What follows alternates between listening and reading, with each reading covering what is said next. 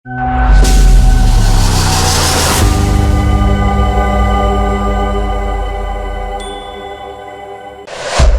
JP Nadda से नाराज हो गए थे जगदीप धनखड़? सांसद का दावा, नड्डा ने किया चेयर का अपमान।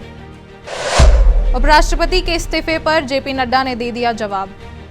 नमस्कार, मैं पीहू और आप देख रहे हैं लोकमत राजस्थान। उपराष्ट्रपति जगदीप धनखड़ के इस्तीफे के बाद कांग्रेस ने केंद्र सरकार को घेरने की कोशिश की है।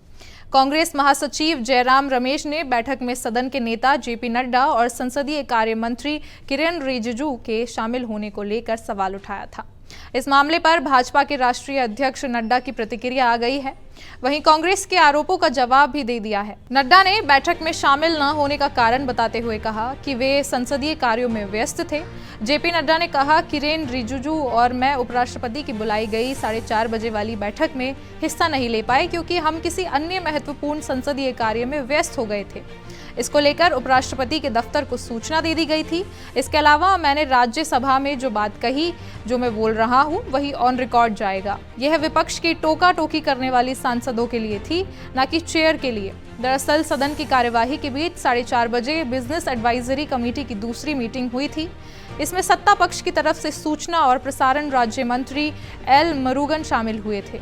मुरुगन ने सभापति धनखड़ से मीटिंग को अगले दिन के लिए शेड्यूल्ड करने का आग्रह किया था। इस मीटिंग में नड्डा और रिजिजू शामिल नहीं हुए थे। बताया जा रहा है कि इसको लेकर धनखड़ नाराज हुए थे। नड्डा ने इसी मामले पर अब प्रतिक्रिया दी है। कांग्रेस सांसद सुखदेव भगत ने बीएसी मीटिंग में भी जेपी नड्डा और रिजिजू के शामिल न होने को लेकर सवाल उठाया था।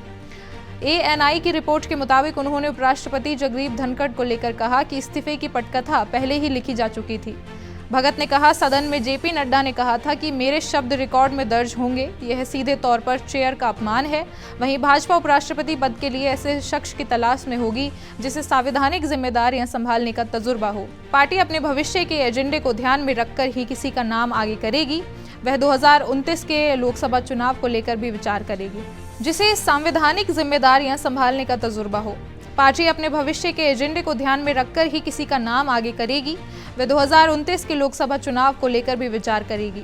पार्टी को ऐसे व्यक्ति की जरूरत है जो अगले चुनाव की दिशा तय करने में मदद कर सके। भाजपा उपराष्ट्रपति पद के लिए ऐसे शख्स की तलाश में होगी जिसे संवैधानिक जिम्मेदारियां संभालने का तजुर्बा हो। पार्टी अपने भविष्य के एजेंडे को ध्यान में रखकर ही किसी का नाम आगे करेगी। ऐसी तमाम राजनीतिक अपडेट्स और खबरों के लिए देखते रहिए लोकमत राजस्थान।